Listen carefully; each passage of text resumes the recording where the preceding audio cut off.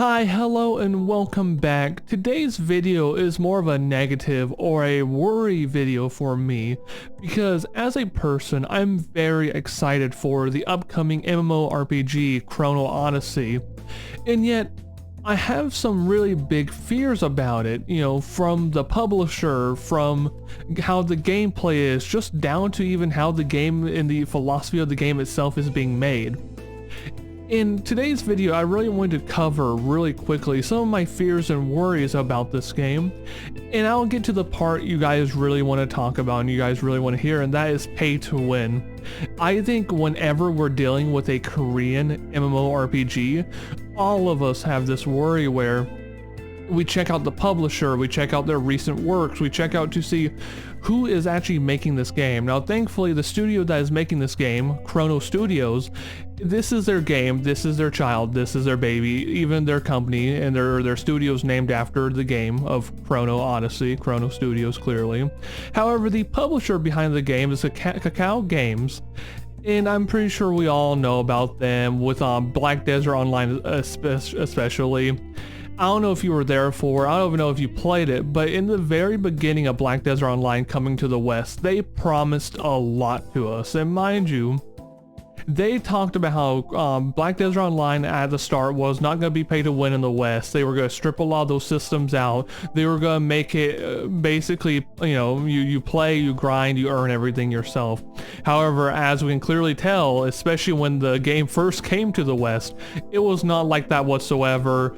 And I think most people from then on, and just overall, and just how Korean games have been, especially MMORPGs from Korean devs have been, everyone's weary about the games that they produce, especially the online games. And that's completely understandable because even I, someone who is very excited for this game, I also have to step back and take a look at, well, what happens if this game is pay to win. Because in my recent video about pay to win, I mentioned how every MMORPG today has a certain type of pay to win or has a certain amount of pay to win in it. And it depends on where, like I said in my previous video, where you draw the line at. Do you draw the line at boosters or do you draw the line at paying to progress, right? Like, where do you draw the line at for pay to win? And everyone is different about this, but for me personally, I do not care about boosters. I don't care about a lot of time savers, like skip the grind kind of things. My main worry is the grind fun enough to play and keep growing as a player?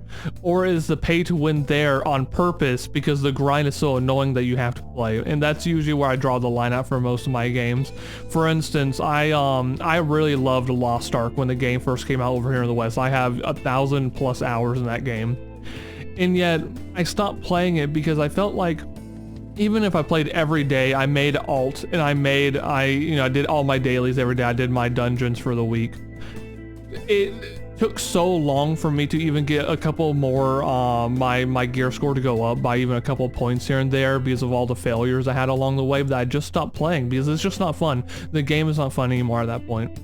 And to me, this coming from Kakao Games, I am worried. Now, mind you, I don't just want to be a negative Nancy about the publisher of this game, because from what I've heard from all the NDA testers on Twitch, they seem to enjoy the game. Now, mind you, they played a very small portion of what we will be playing in the closed beta test next month, but it still worries me. I think it should worry you too, because this game could very much be pay to win garbage. I mean, we've had plenty of that recently, haven't we?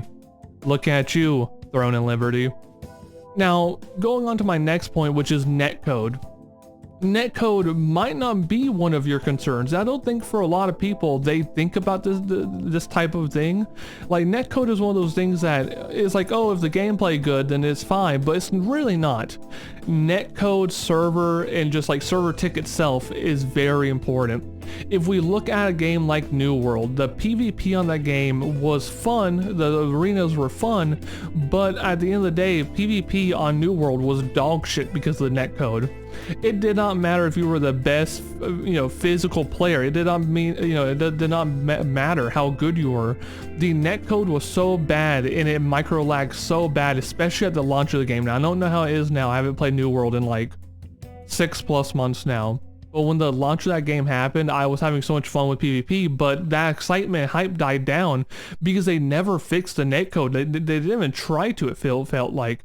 It did not matter what they did to it, it just felt the same, and that just felt bad. So of course you're gonna go back to PvE, you're gonna lose the PvP fan base, they're gonna go back to PvE, and then even on PvE, a lot of times when you were doing dungeons and raids with groups of people, the netcode was still bad in said raids. It was ridiculous, and that's why I'm putting this as a very big fear of mine for Chrono Odyssey.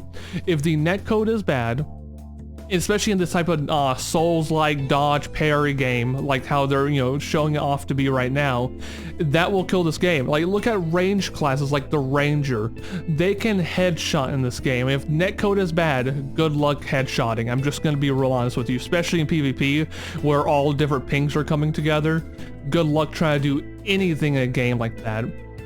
And then to my final point, and this is more of a long-term fear of mine, which is the grind in the meta leveling of the game.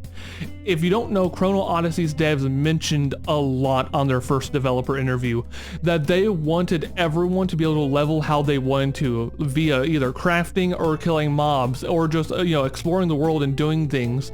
As your character, you would earn experience, and we saw a couple of gameplay clips in the developer interview of people leveling up while smashing rocks and like foraging, things like that, and crafting gear as well. And they're clearly wanting this unique experience where, like, if you want to be a crafter, you can level up. If you want to be just a boss killer, a mob slayer, you can also level up that way. I think personally that is great. I love that. I love crafting. I love cutting down trees after a long day of work, and I'm very excited to hear that. However, in almost every game that's tried this, or every game that's tried to do the whole free leveling thing, what happens, or what you will notice will happen, especially within the first couple of weeks of the game dropping, is that people figure out the fastest way to level up. And you'll see very quickly these videos popping up on YouTube, and I might even do one on my channel because it just does well on YouTube. The algorithm loves those types of videos, and people search for them a lot. And you'll see on these YouTube videos, like fastest way to level up to level 50, or whatever the highest level of Chrono Odyssey will be. And they will show you exactly, like, oh, let's say crafting is the fastest way to level up. So you just keep crafting and gathering these materials and keep crafting over and over again until you level up to that max level. Or let's say bossing is doing the epilogue quest line that they showed off in the developer interview. And that is a very big worry of mine, because is the grind gonna be a lot more because of this system? Like, is the grind gonna be super annoying because of this, level how you choose system?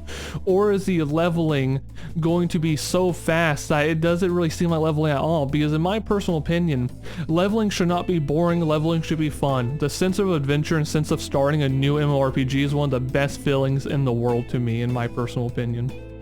It's one of the best things about MMORPGs, and starting a brand new MMORPG and seeing the world itself, being a part of the world, seeing people run around, level up, is the experience for the start of an MMORPG. And I really hope the meta leveling is not that bad. I hope that everyone can still level up how they want to, and it's not one of those things where it's like you can level up by crafting, but it's so slow you're never gonna do it, no one's ever gonna do it. And I hope that's not the case.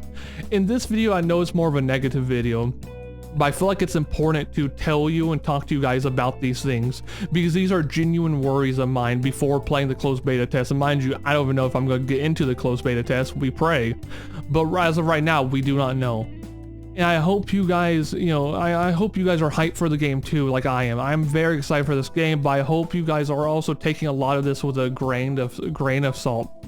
Just keep hearing about the game, try it out if you can during the closed beta test, or try out when it comes out. But please remember, this game is being made by a Korean publisher, and we all know how that goes.